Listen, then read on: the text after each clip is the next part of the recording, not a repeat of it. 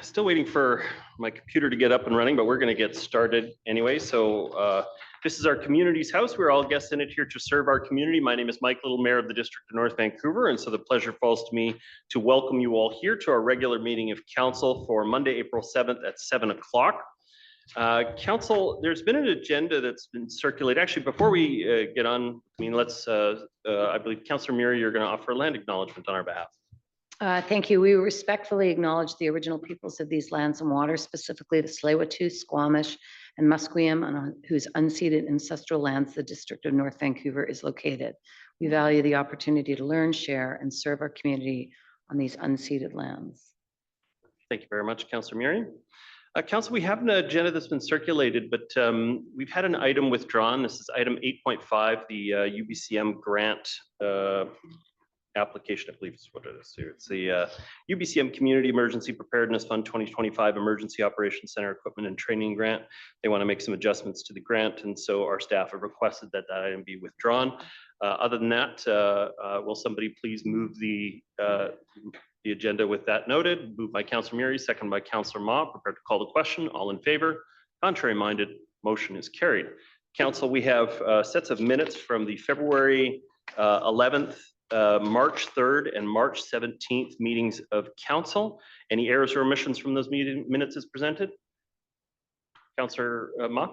Yes, in speaking with the clerk earlier, I'm going to ask the staff to look at the minutes from March 3rd in terms of voting on short-term rentals.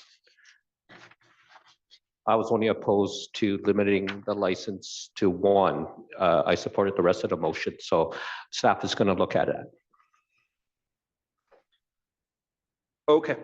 So they're going. So I think then the recommendation would be that we move the other two meeting minutes, and then we'll revise and resubmit the March 3rd one. And so that there's two sets of meeting minutes that are up for your consideration, which is the February 11th meeting minutes and the March 17th regular meeting minutes. Any errors or omissions from those meeting minutes as presented? Hearing none, prepared to call the question. All in favor? Contrary minded?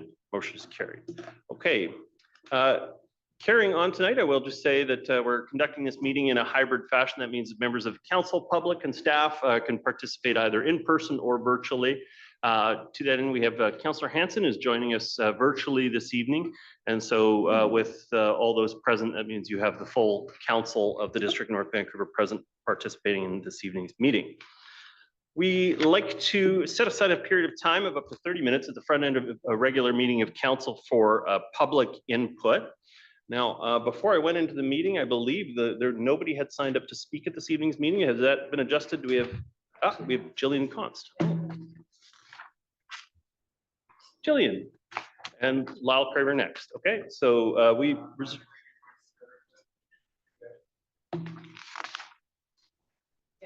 on item 8.6, correct. Got that. Thank you, Mr. Craver. Okay, so welcome. When you're comfortable, you have 3 minutes to address the council. Thank you. Your Worship, members of council, good evening. My name's Gillian Const. I live on Viewland Drive, but tonight I'm here representing Lynn Valley Community Association. So typically when Lynn Valley Community Association comes here, we're lobbying. But tonight we'd like to start with something a little different. And we'd like to acknowledge and thank staff for their work on tonight's report regarding the Lynn Valley Youth Centre. We perhaps don't do that often enough. So thank you, Tina Atfer and Rick Danieluk, for your work on the report. We do appreciate it. So having said that, if you'll allow me now to go back to a little lobbying, our youth have been waiting nearly 30 years for a space of their own in Lynn Valley.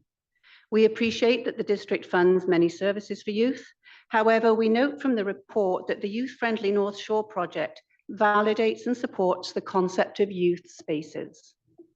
It's time to move on from the neighbourhood opposition of 20 years ago, since when the project seems to have languished. Although the funds held in trust have depreciated deploringly, we urge you as you move forward with discussions, please don't allow a youth space for Lynn Valley to be sidelined again. Thank you. Thank you for your comments, Gillian Const. Would anybody else like to address the council? And if you're a virtual participant, raise your virtual hand.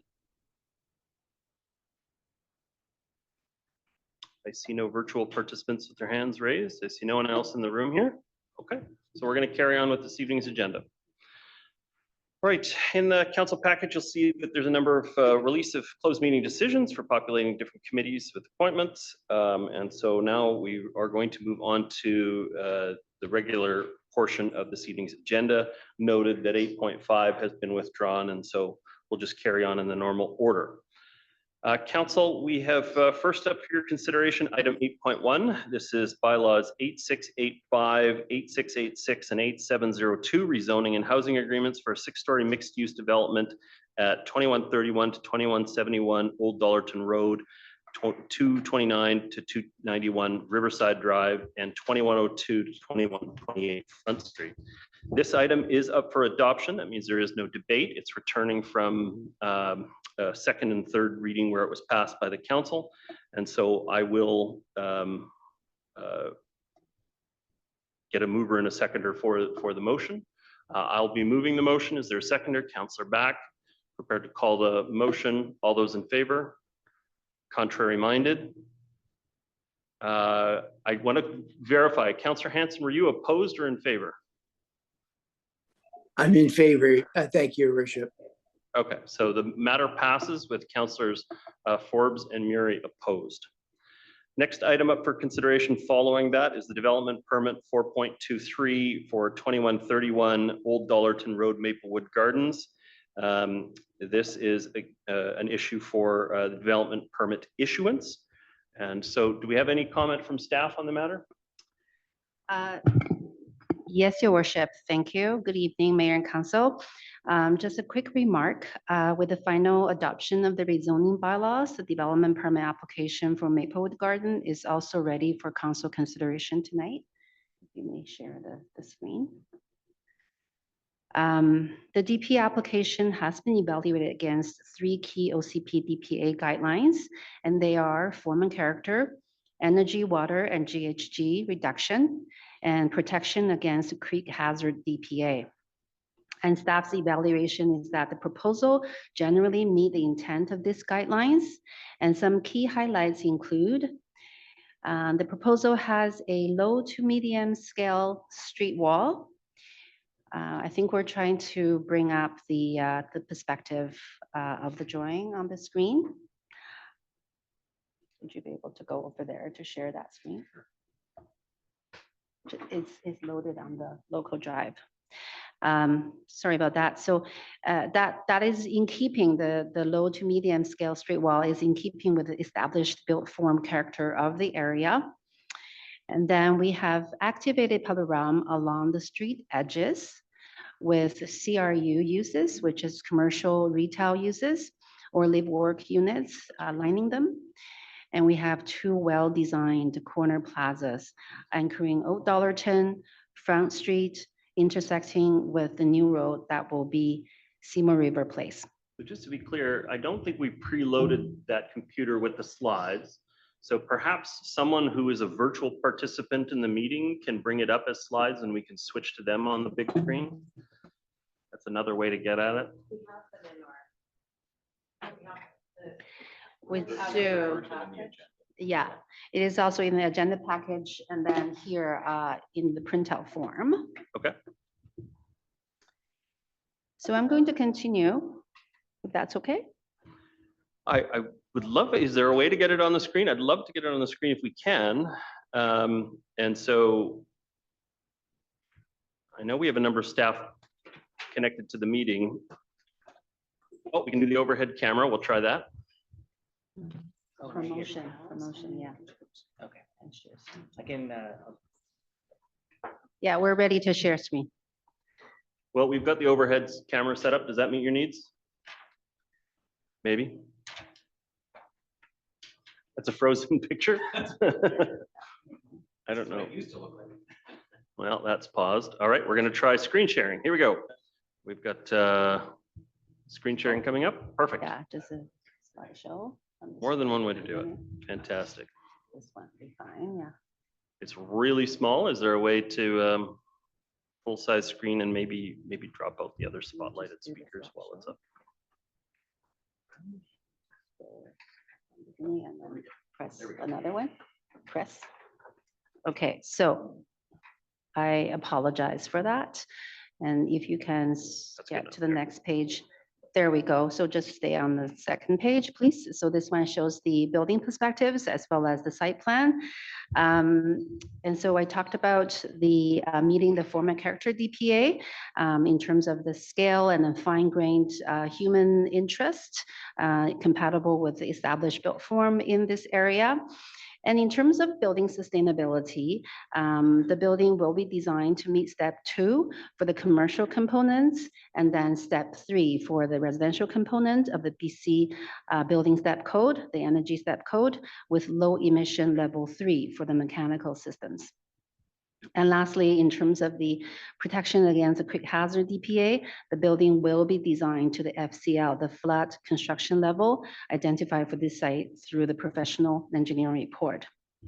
And so lastly, I wanted to say, in addition to the above development permit items, I also wanted to note that for council that all other key rezoning conditions secured, they're going through various stages of implementations through the subsequent stages of permitting process.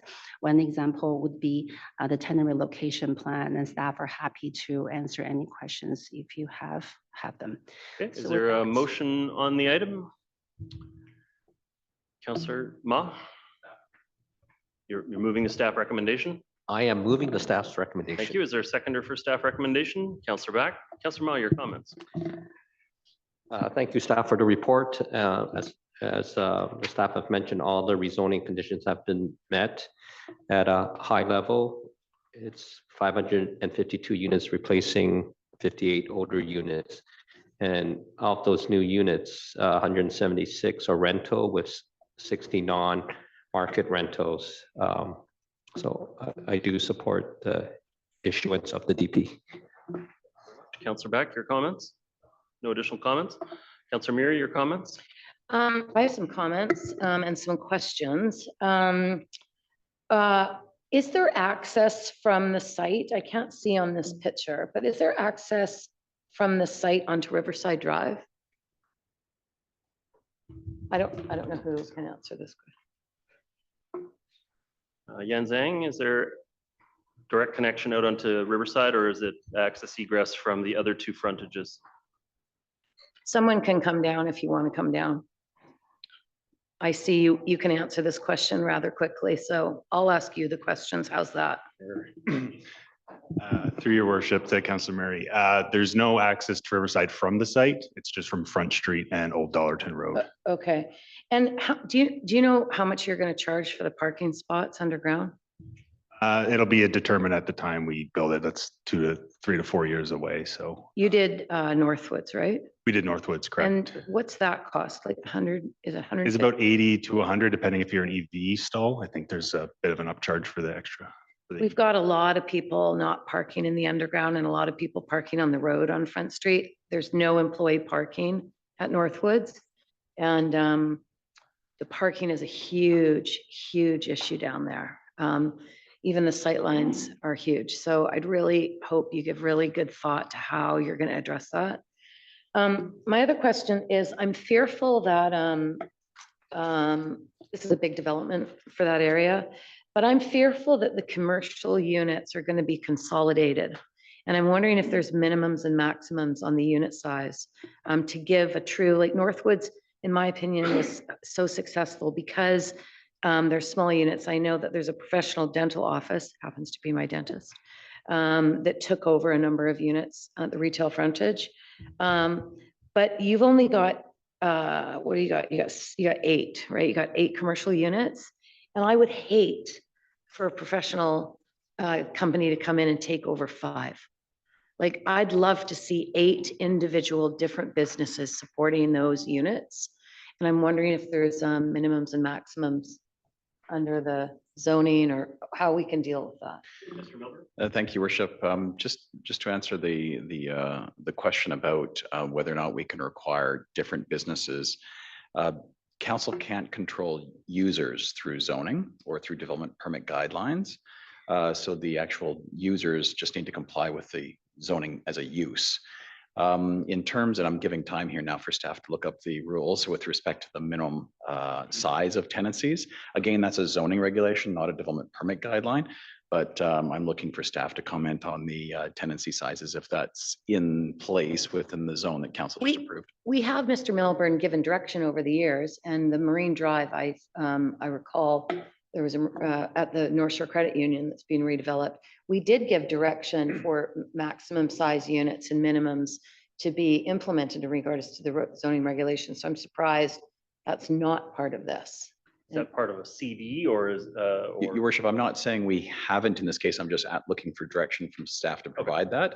However, I can just say that as part of a development permit conversation, that's not a form and character item that is controlled by the development permit. It's more that the development permit just enacts the zoning the council. Can't be a reason to deny. No, I understand. I'm just. We certainly have the opportunity to try and get you that additional information. Yan Zhang, do you have additional information? Yeah, I just wanted to double check to make sure that our the CD1 is worded correctly. So there is no minimum requirements and no maximum requirements. There is a total required commercial component for the entire development under the CD zone.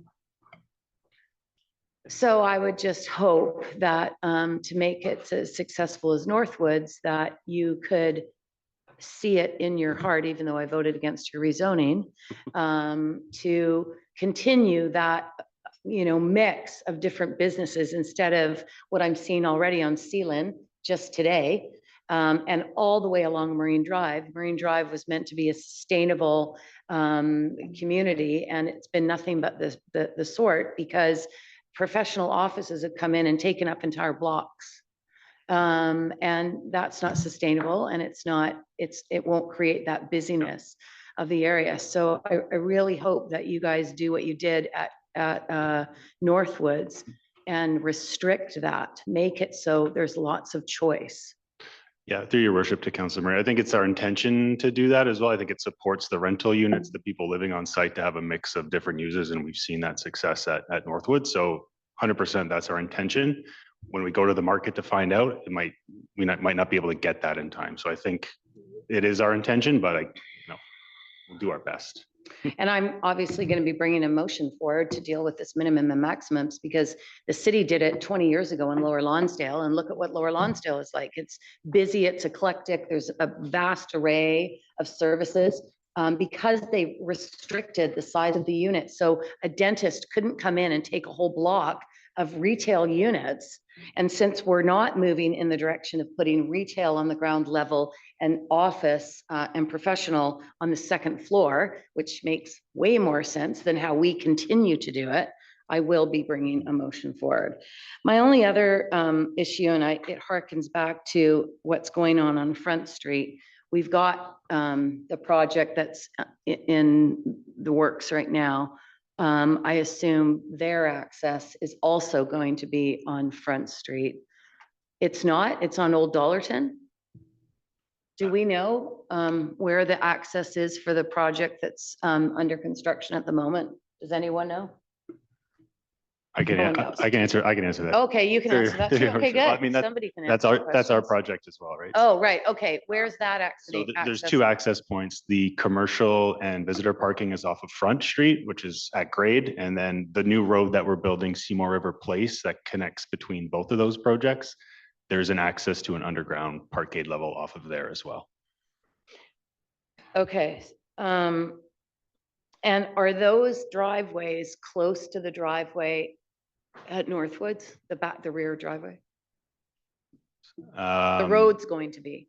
The road is going to come up. It's a block away. It's about a half a block down front towards Old Dollarton is the access to the one under construction. Right. The access to Northwoods is kind of at the In the mid south, block. in the mid block, a little bit Mid-block. further down. So is this access going to be anywhere close to that? It is. No, this access, there's multiple accesses to the parkade on this one. So on Front Street, on the right side there, towards Riverside, you'll see an access under the southeast building. You can see there. And then along Seymour River Place, again, that shared road, there's another access point kind of between the commercial units there. Okay, I know that area super well. All my kids work at Stong's or did work at Stong's. I'm in that Northwoods Village all the time. I did support that project. I thought it was in keeping with the density and the scale of the community. This is very dense. I live in the neighborhood, so I'm down there all the time. I'm going to be watching you. That little road is a little road. Front Street is a little tiny road. So is Old Dollarton, really. It's it's an old country road. I think we really have to take care, and I think you guys want this to work, obviously. The circulation in at Northwoods is super challenging. The corners are tight. They're tight cuts to try to move a big pickup truck. And they try all the time. But it's a super restrictive, I'll take my other 2 minutes. It's a super restrictive turning radius within Northwoods. Also coming out of Northwoods, and I'm just saying this because it's the same developer as Mayor Little, but just trying to exit off onto Dollarton is very difficult going westbound because of our little curvy road that we had to put in that no one uses. And I know that coming out of Northwoods, when you're going out into Riverside, people are trying to turn left all the time and they're not supposed to. That's super challenging. This little area is going to have so much traffic. Front Street is going to be so busy. There's trucks parking there for Stong's. There's employees from all of the businesses.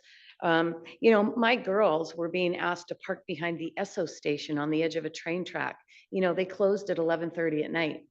Not something a parent wants their daughters walking, to a back dark parking lot. So that is super challenging. So employee parking is really important because there's none. And I would hope, being the owner and the developer of all of those projects, basically you own the entire southern part of that community.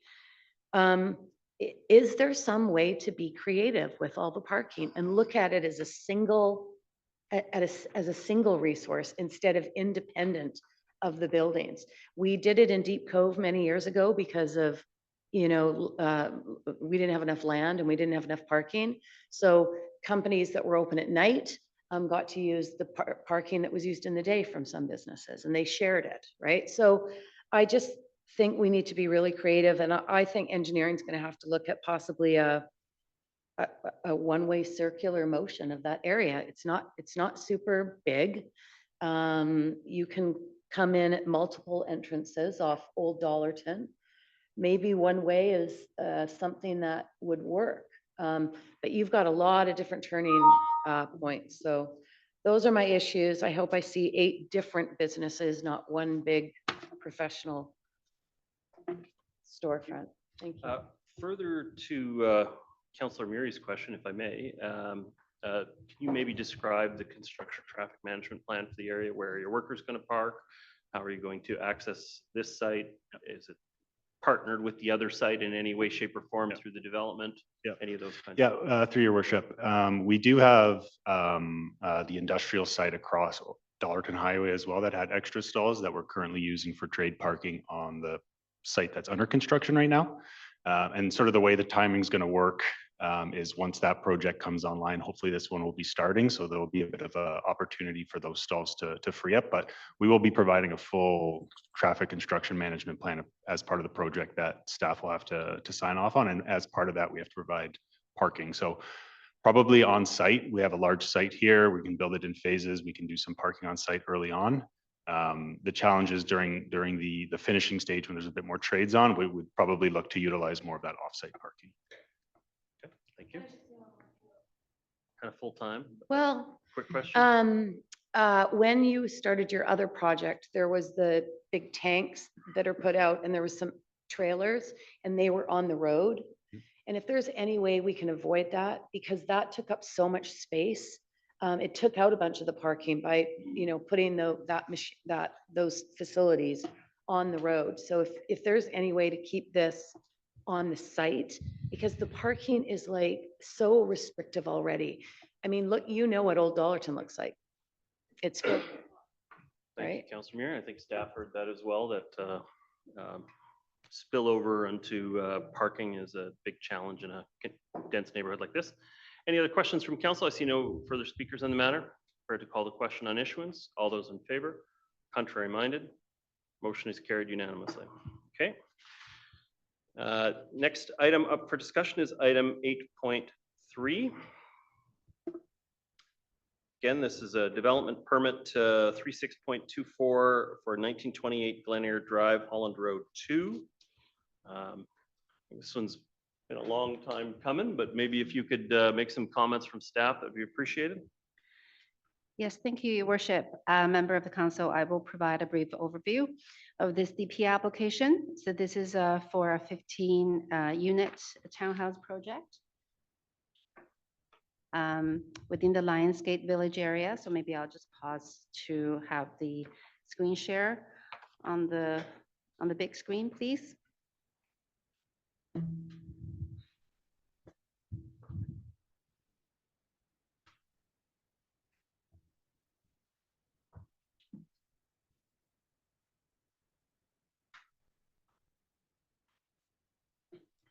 Or I think it is in the package that is included.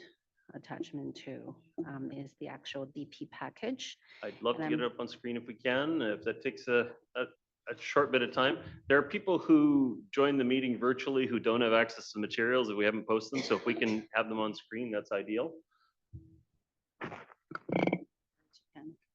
Yeah, can you accept it? Is it being blocked, the screen share, or? I think it's all good now. Oh, okay, okay. Technology does not like us in this room. Provides options. Tonight There's is not a good more than night one way to for get there. technology.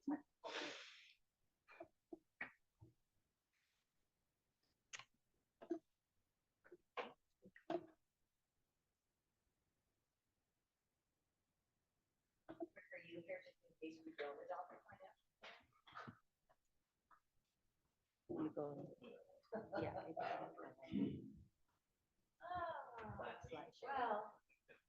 Looks like we're getting there. Yeah. Thank you. Thank you. I appreciate that. So Thank you for your patience, Your Worship, members of council. Yeah, no trouble at all. yes, thank you. It's a 15-unit townhouse project within the Lionsgate Village Center. And this is the phase 2 of the Holland Road project.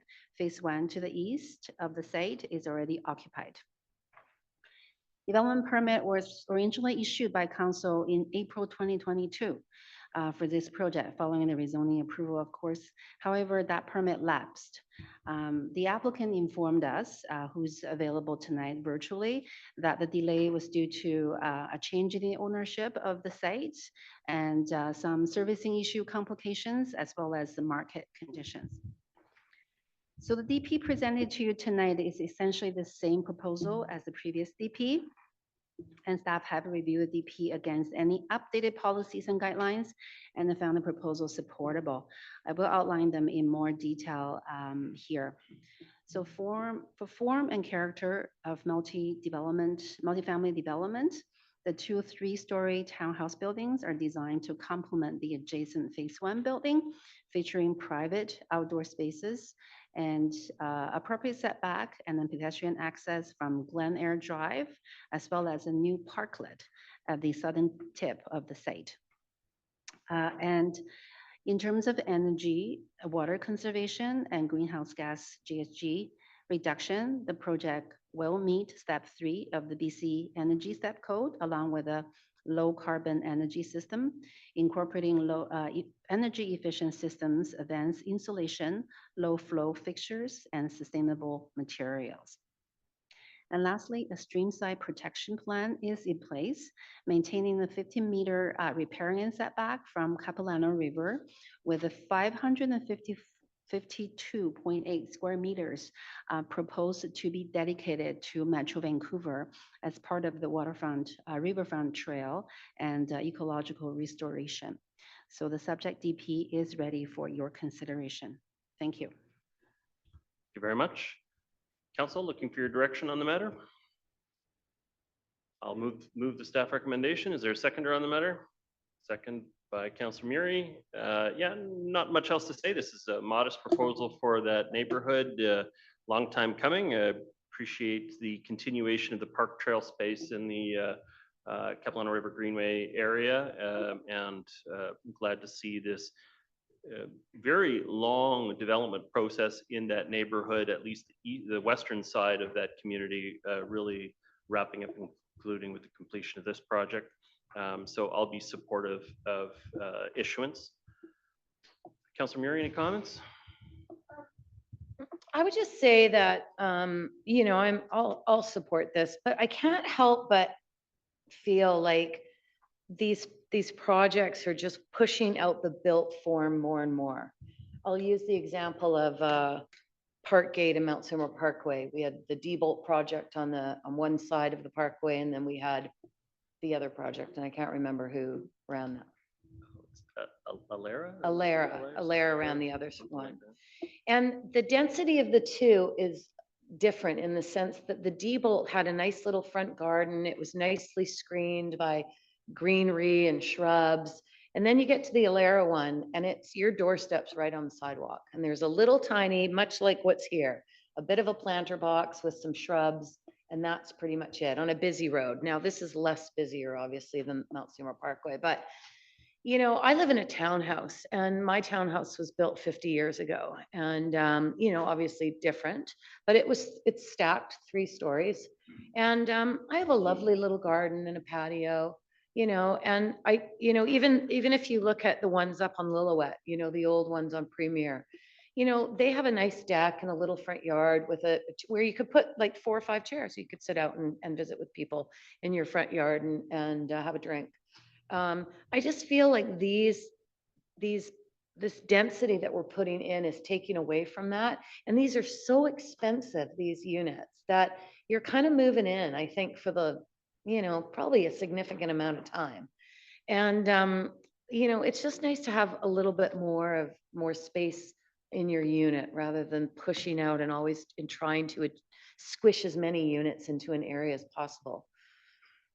I don't know. I just, Corey always talks to us about park space, and I just don't know if we're putting the amount of energy that we need to in these wide open spaces, because other municipalities are not. You know, we're trying to be very, we're trying to be careful with the kind of density that we put into our community.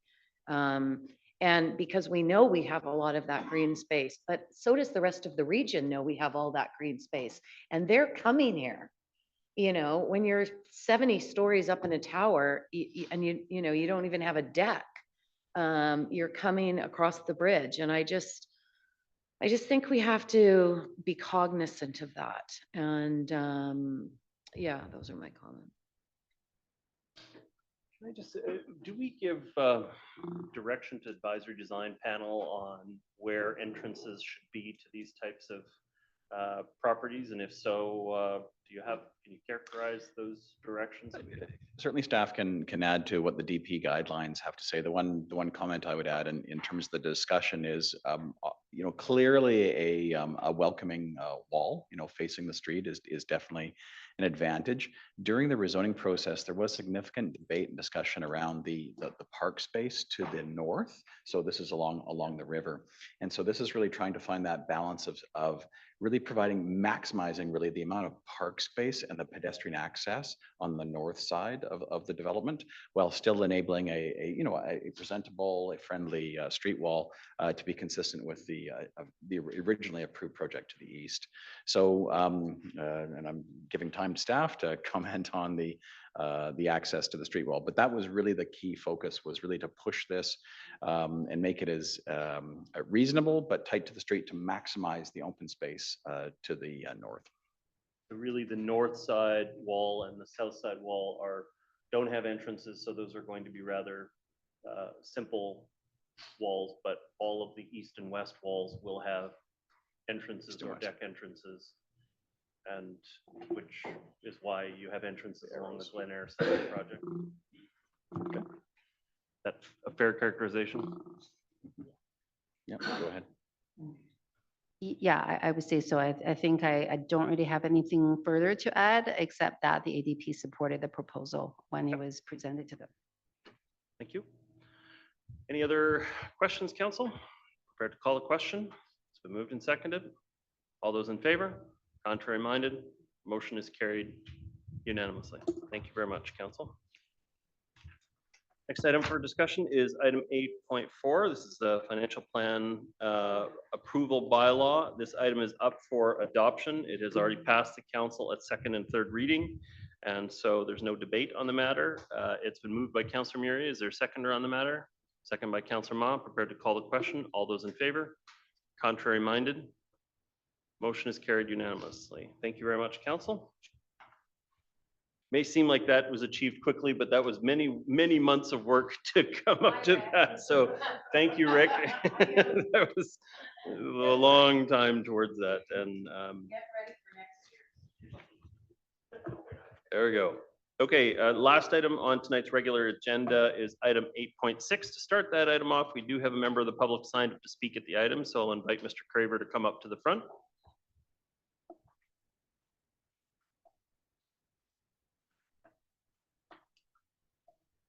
Welcome.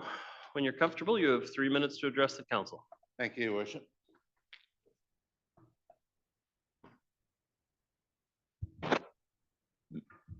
Your Worship, councillors, this project has been going on for 25 plus years now. And frankly, we have failed my children's generation on this. They're grown, they're graduated from school ages ago. Let's not fail our grandchildren. Fact is, what is being proposed now is, generally speaking, fairly similar to what was being discussed 20 some odd years ago, other than the fact that the prime locations for this project, namely Lynn Valley Community Center up at Frederick, is gone. The Library Town Center area is gone. And now we're looking at the Karen Magnuson area, which frankly is a long way from the two high schools it serves, namely Argyle and Sutherland. That said, Lynn Valley is the largest community area in the entire district in North Vancouver. And it is the one area that does not have such a youth center. I know that 20 years ago, my children were very excited about the prospect, very glad to hear it was going in. And then suddenly, poof.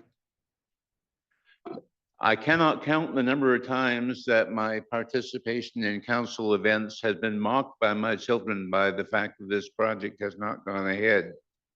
Similarly, the fact that the amount of funds supposedly available for this project that have been invested over so many years, that works out to, depending on what your barriers are being, as an annual return rate compounded at roughly 1.5% to 2% a year. What that means is that what our kids will be getting at the end of this will be substantially behind the other communities in the district of North Vancouver. I'm sorry to hear that. I'm really, really sorry to hear it. Not at all happy, actually. But that said, I'd like to see this project go ahead. If we can figure out some kind of turbocharger, so much the better. And I would really, really be distressed if shovel is only in the ground 5 to 10 years from now, because frankly, this project is already 20 to 25 years behind. And if it takes another 10, that's another generation gone. We can't have that, Your Worship. Thank you for listening. Thank you very much. I believe this generated from a council report from you, Councillor Beck. I don't know, do you have a motion? Yeah, I will move option 1, but I would like to add is it possible to have option 1 and 2 included? And we would move forward with the potentially integration of a youth center and an enhanced care of Magnuson. But we're also going to be engaging with the various youth serving agencies to discuss a short-term, potential for a short-term option. Okay, yeah, that's fair. Okay, Okay. go ahead. Yeah, so thank you very much. Thank you, Mayor Little, and thank you to staff for preparing this report in response to the motion that I brought forward. And thanks to Jillian and Lyle for coming forward and speaking on behalf of the Lynn Valley Community Association. As has been pointed out, this has been an idea that's been talked about for literally decades. So I'm pleased that we can potentially provide some direction forward here tonight. I think as we see the demographics in Lynn Valley evolving and more young families moving in over the last number of years, I think there is a desire for more options for youth in this area. And I'm open and interested in anything that we can do to create a short-term option of a youth-oriented space and potentially some programming, as well as and incorporating it into a future refresh of Care Magnuson. I do think that makes sense. So I think there's lots of examples that we can look at as models, but I think the need for safe spaces for youth to come and just have fun, hang out, be off their screens, and connecting and socializing with each other is a need that we should be trying to fulfill. So those are my comments for now. Thank you, Councillor Murray. Mr. Daniluk, the referendum in 1996, was the $250,000 that came out of that referendum for the youth? I'm sorry, can you repeat that, please? Oh, you're gonna have to stop my time. The money for the youth center, did that come out of the referendum of 1996? The monies collected, For the youth center, was Were- that part of the referendum? no. Okay, No. I couldn't remember. Okay. Yeah, everything always seems so simple, like poof, it just disappeared. Well, it didn't just disappear. We had, and I don't know if you were part of those conversations. Oh, yes, you were, I remember. You were part of some of those conversations, but the challenge of putting a youth center in Lynn Valley was where to do it. It was this constant challenge to find a space. The same challenge was for the sports clubhouse at Norgate that we were trying to build as well.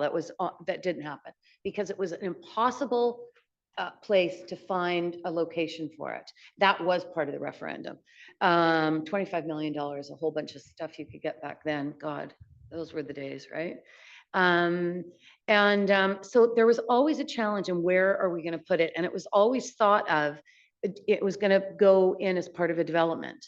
And then those developments just didn't materialize. Even the Bosa development came many years later and it was a shopping center, So it wasn't that we didn't try. Of course we tried to do this. It just didn't work out. And some things don't. And then fast forward, I know when we built Delbrook, the difference in the youth center there and the difference in the youth center at Parkgate were quite different. It was quite small because times had changed and the concept from rec, and Heather's here, was, it's a place where they can sort of come to, but they're not always going to be there. Same with recreation. I mean, you can think of recreation where, people, would go swimming and skating. And then in this community, they would ski because there was 3 ski hills in your backyard. And, then it was like, oh, well, we're going to kayak, and kayak became really popular. And then mountain biking became real popular, and then running, and, like it just builds and builds and builds. And so people are like spread out all over the place. Recreation over the years has gone up, use of recreation facilities, gyms, aerobic classes, and then it goes down, and it goes back up, and it goes down. It ebbs and flows like anything. It's just human nature. I do though agree, and I have a son in grade 12 graduating this year. Yay. Last one out of high school. It's just such relief. And he's phoning the local Raven, phoning the manager, my entrepreneurial son, and saying, I think you guys should put a pool table in your pub that is kind of, quiet. We're allowed to go in there until 8 o'clock. You put a pool table in there. Me and my friends will come down and play pool and eat pizza and drink pop. We need somewhere to go, especially in the winter. I don't know, our parents were a little bit crazy and allowed us to have house parties on the weekends when I was his age. The parents these days don't allow that anymore. So the kids are like, outside in the parks and, there really is no great place for them to go. But it has to be a certain vibe. It has to be a certain place where they can all feel welcome. I can't help and allow you, you're saying there's no place in Lynn Valley. We need a place. There's a brand new school. A brand new school, state-of-the-art school that is programmed at night, but is there not a piece of it? And I'm not saying let's not do this. I seconded the motion. I'm like, let's put something in Karen Magnuson. Let's look at the facilities that we've got. Ms. Turner, maybe we can look at the Lynn Valley Rec Center. Is that programmed all the time? Could we put a pool table in there? Could we put some ping pong tables in there? Do we have the resources to be able to, I'll take my 2 minutes, my other 2 minutes. It's about being creative, but can't we look at opening up the facilities that we do have and allowing some sort of programming to go into them? Is there a way that we could utilize our schools? I know they're booked for basketball and all sorts of after school and evening programming, but we all have to be, it takes a village and we all have to be part of the solution. I would love to have a discussion with Superintendent Bauman and his facilities superintendent, I believe, and what opportunities exist to open up some of those opportunities while we're waiting for, the rebuild of Karen Magnuson and what we can do there. I think those dark rainy nights in the winters, it's kind of a tough slog for kids to find something to do. Summers in the spring, not so much. My kids go and build bonfires in the park and stash their chairs and have their music, and they and the neighbors like them because they listen to the kind of This music. is not the confessional council. No, I'm not. I'm just saying that kids are creative and kids have to be these days. And I just think that if we gave them a sort of a variety of things to do and places to go, because when it's pouring rain, it sucks. Like, what do you do? And everything's so expensive. It's like $30 to go see a freaking movie. I shouldn't say that, but it is super expensive, right? So I do believe that we do need something, and maybe it's a multi-purpose space that we can program in the winter, but maybe we don't need it in the summertime because everybody's outside, right? Maybe it's something that is just a little bit different from what we've thought of in the past, because I do agree with the Rec Commission, the perspective of the commission on this issue that, young people operate in a different way, and it's about that flexibility and it's about that multi-use. So let's be creative up until the point where we can put something in at Karen Magnuson, but even when we do, let's make sure that it can be flexible, and let's talk to the school district and see how we can use these state-of-the-art facilities that are being built, and if we can open them up and let the kids stay a little bit longer after school and hang out. Okay. Thank you, Councillor Ma.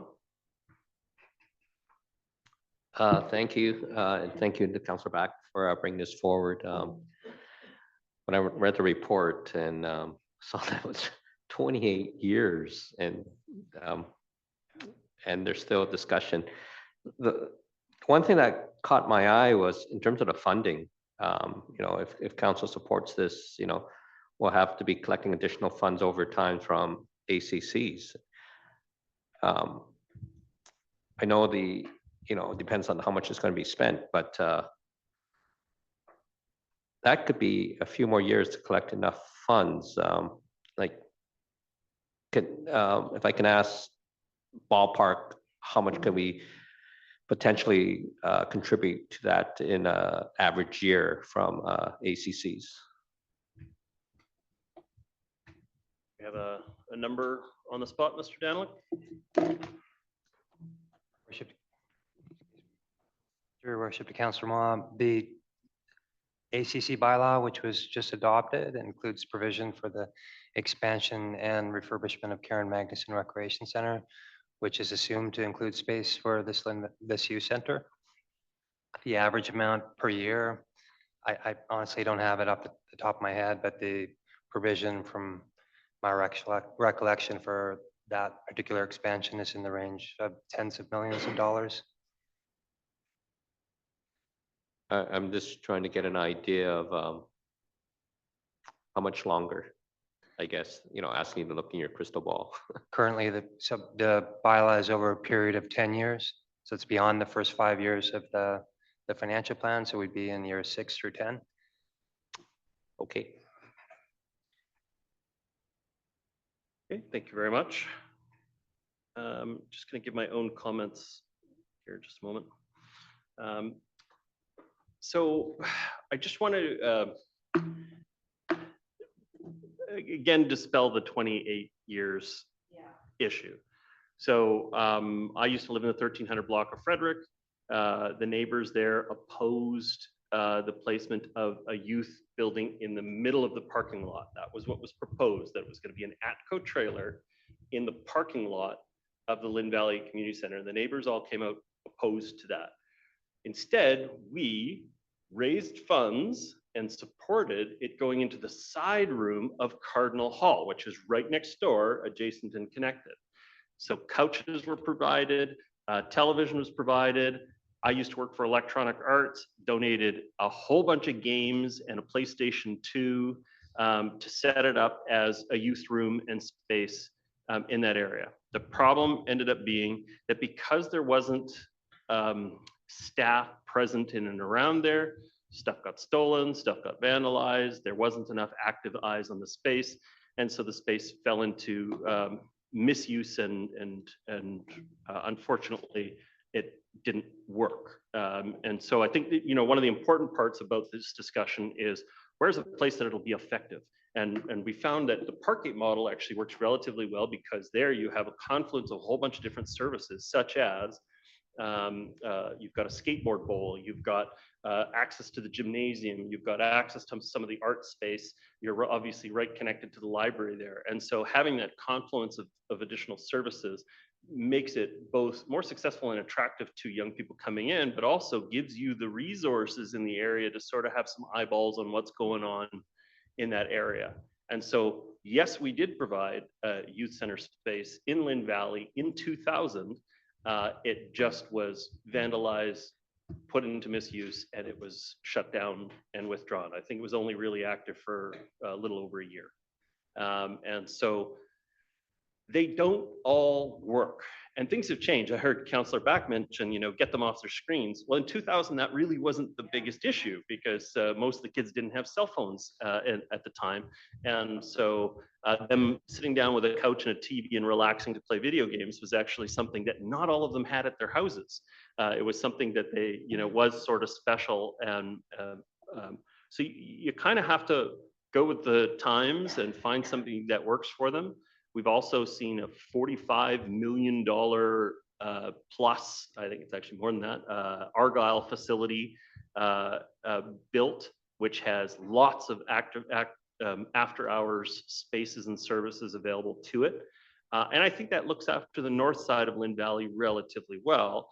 I still think that the Karen Magnuson Kirkstone corridor is a space that we do need to address youth opportunities in that area. And so I'm still supportive of us going ahead and discussing that space. But I will also say, as a parent of 4 kids who are just in and past that age group, the kids are looking for very different stuff now than they were even 5 years ago. And even Parkgate, other than the dance, the dances are incredibly popular, but other than the dances, it's not as busy as it used to be in back in the day. And so even when you have a facility in the community, it still has to adapt or it won't be effective at getting kids out. My kids, as an example, they're fairly outdoorsy. And so like Councillor Murray mentioned, going down to the beach and hanging out at the beach is a pretty common experience. Well, I'm not saying what happens. That's another matter. But it's a pretty common experience. What I will say is, though, that we are deficient in a number of areas for servicing for young people. I've always appreciated the advocacy and lobbying from SUNS, specifically the skateboarding on the North Shore group. and would love to be able to find a covered space for them, even if it was shared, like could we imagine, when Sealand Hall is done its time as a facility, now that we've got the brand new rec center across the street, rather than losing it entirely, could we remove the building and put a covered space there that in wintertime provides something for the skateboarders who come to the skateboard area there. And then in summertime, something for the community, broader community of places with lots of, tables and chairs and places to sit and take advantage of it. So it's hard to do a planning exercise here. And so I definitely look forward to staff coming back with different option and alternatives. I will just say again, though, that we've had a lot of, that there's been a lot of supports for youth in Lynn Valley over the years, and characterizing it as 28 years of no support for youth. When we built and added youth librarian services within the library complex, the new school, the youth place that we had at Cardinal Hall, plus the upgrades to a lot of the rec centers, outdoor recreational spaces in Lynn Valley. I don't think that's a fair characterization of it. Can we do better? Yes, but suggesting we haven't done anything, I don't think is fair. I've got Councillors Pope and then Hanson. Councillor Pope, your comments, please. Thank you very much. Well, in my opinion, a youth center in Lynn Valley should have been built decades ago. Generations of children and youth have grown up in Lynn Valley without a youth center. So can we just get on with it? Use the $260,000 to buy stuff for a youth center. Just find a space. It can be temporary until the new Karen Magnuson Center is built. We can move the stuff in to a new Karen Magnuson Center, but we need to tonight make finding a space a priority. So I would like to add this to the motion and I'm not quite sure how to do this, but to find a temporary space ASAP. I think the motion already contemplates it. But it's not. Where?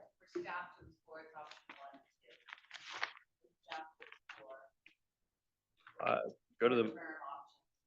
Yeah, I think Yeah, but short-term needs and opportunities. It talks about having more discussion and doing more consultation and doing all of those things. Like, why can't we just instruct staff to move forward?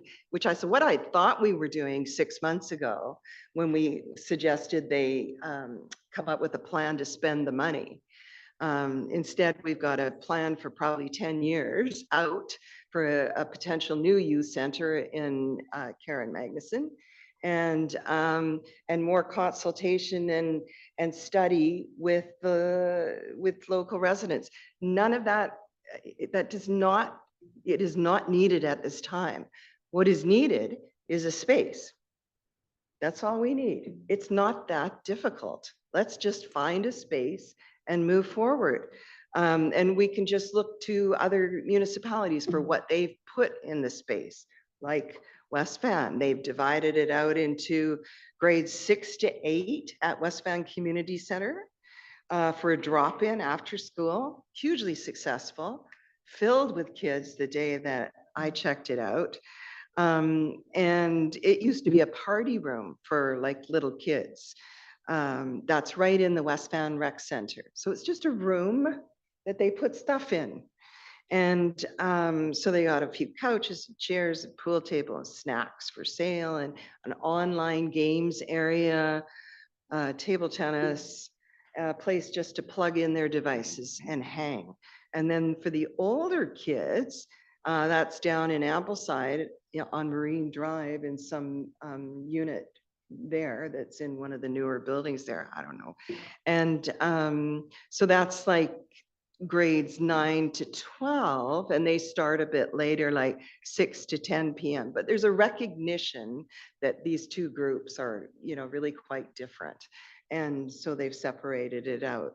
So that would be my other suggestion as to what we could be looking at over the coming months is, finding out what the need is and whether we do need to have separate spaces and those kinds of issues.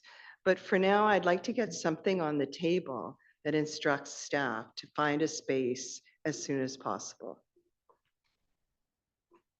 So I'll look to the mover, but I want to be careful here. I mean, we can't make decisions without information. This is asking to bring back information. We don't know what the space requirements are. We don't know what's available in the community. We don't have budget set aside for it.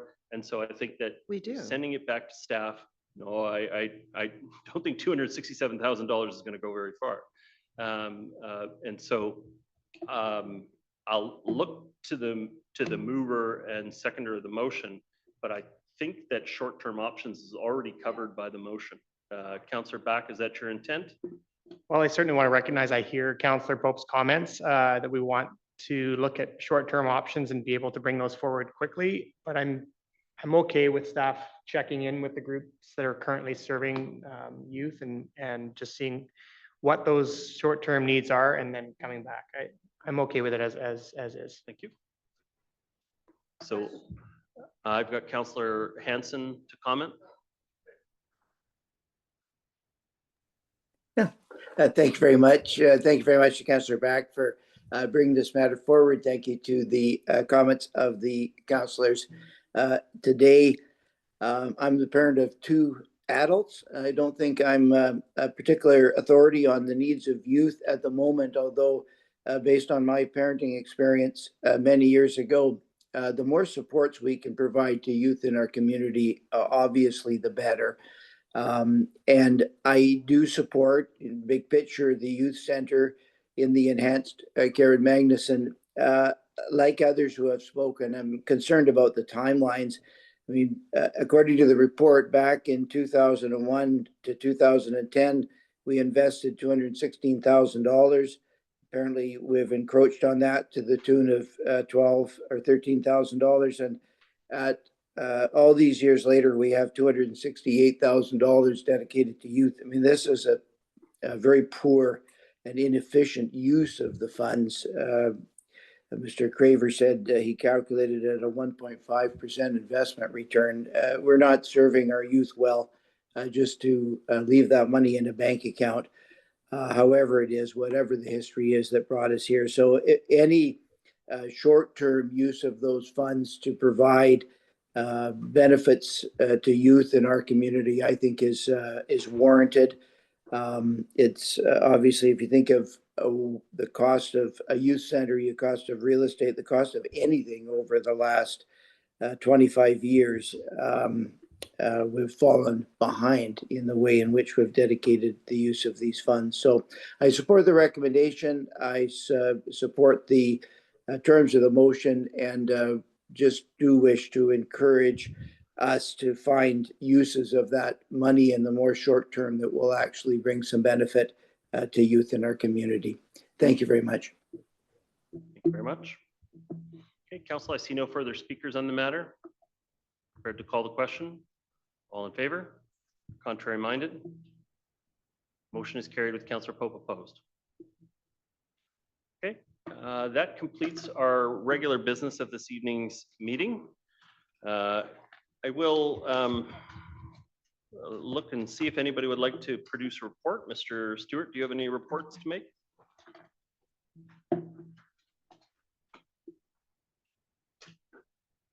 Just two brief ones, Your Worship. One is that the community report is going to be going out this week to about 41,000 homes.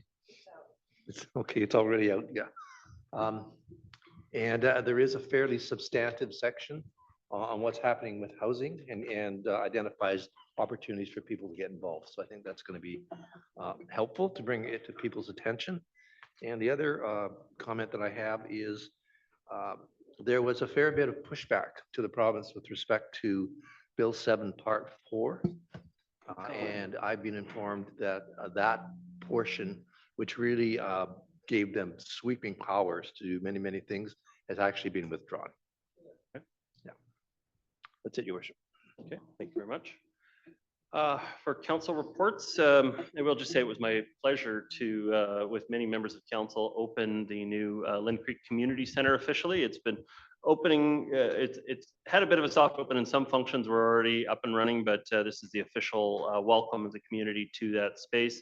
As I said in the opening remarks, it was a core part of planning that redevelopment of that community. Back when we did the early design charrettes for the neighborhood, we identified that we wanted to have a presence for rec and library in that community. And so that is now open. The views are spectacular looking out over the park. It's a really impressive space. I highly encourage everyone to find an excuse to go in and try out the facility, and whether it's for the library functions, the community functions, or the rec functions, it's a great place for that neighborhood. And then the other report I was going to mention was tomorrow night I'm able to be part of a fun charitable event, which is the Windsor Secondary Senior Boys Team, which is an award-winning AAA provincial champ team, is going to be up against the First Responders Team, which is half RCMP and half DNV firefighters. And I'll have the pleasure of being sort of the celebrity coach of one of those two teams, and Linda Buchanan from the city will be the other. And the whole point is to come, bring them together, have a little bit of fun, raise some funds for the DNV Charitable Society, and highly encourage people from the community to come out to that. It's $10 to go, and that is in part donation to the Charitable Society. So it's just a fun opportunity to get out and meet your neighbors and have some fun watching the firefighters and police officers try to keep up with a bunch of 18-year-olds, which will be entertaining. Basketball, if I didn't say that, it's basketball. So other than that, that's my only report at this time. I see Councillor Muri, you have a report. Thank you, Mayor Little. I attended last week on Wednesday, the open house at, with yourself, and Councillor Pope was there, Councillor Ma was there, at Dorothy Linus. It was the first in the engagement of the OCP. There was, well, we've shared with staff that, you know, the signage for the event wasn't maybe as great as it could have been. And so I hope that there's going to be more input from the other three, and they're coming this week, I believe. Do we have the dates? Do you have the dates, Mr. Melbourne? We know off the top of our heads the date for the next engagement with the OCP information. It's a Saturday. There's three more. Two more. Yep. Okay, so Yep. do you know when, like, are they, do we have? Worship. Be happy to comment. We have a Saturday, April 12th, 2:30 p.m. to 5:30 p.m. at Delbert Community Recreation Center, Arbutus Room, and Wednesday, April 16th, 6:30 p.m. to 8:30 p.m. at Ross Road Elementary School Gymnasium.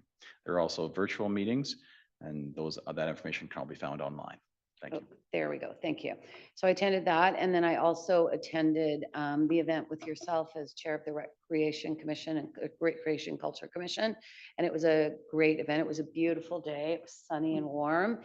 And yeah, it's going to be a really well-used facility. And I know the staff are, I think, the most excited that it's open. It's been a long time coming. So that was a great event. And I'm also going to come and cheer on, I don't know which, I'm going to cheer on both teams, I think, tomorrow night. I bought my tickets, they're $10. And we'll see who's the better tall mayor. It's so appropriate that the two of you are the coaches. You figure out a one-on-one. Yeah, Mayor Buchanan or Mayor Little, but it should be a great event. And then there's also the barn burner, DMV Fire Charity Barn Burner that's coming up on June 14th, and the tickets are on sale right now. It's going to be a great event. It's going to be at our new fire hall down in Maplewood. And yeah, it's going to be fabulous. It's going to be awesome. So can't wait for that. Thank you. Councillor Ma, do you have a report? Yes, last Thursday night, Councillor Pope and I attended the Assembly of North Shore Leaders, and the topic was senior health. And, you know, there's a lot of good information shared by a lot of experts. The seniors advocate was there, Dan Levitt, The one takeaway that I had was currently 1 in 5 people on the North Shore or senior 65 and over. In 9 years, they project that it'll be 1 in 4. So it really behooves us to make sure that when we develop policies and programs that we keep that in mind, that our population is aging. So Thank you. Anybody else like to make a report? Okay, thank you. We've completed the business of this evening's meeting. I'll accept adjournment. Accepted. Thank you very much to staff for preparing the reports for our consideration. Thank you to members of the public for providing your comments, and thank you to council for deliberating these important matters. Everybody have a fantastic evening. Good night.